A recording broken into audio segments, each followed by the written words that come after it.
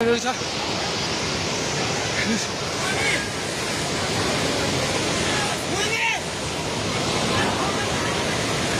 ओ दाइ बिस्तारै दाइ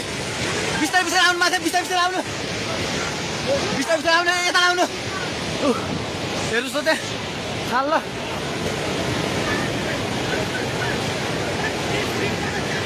माथि केही छैन ढुङ्गे बजार पुरै डुबेको छ हेर्नुहोस् त्रिशुलीको अवस्था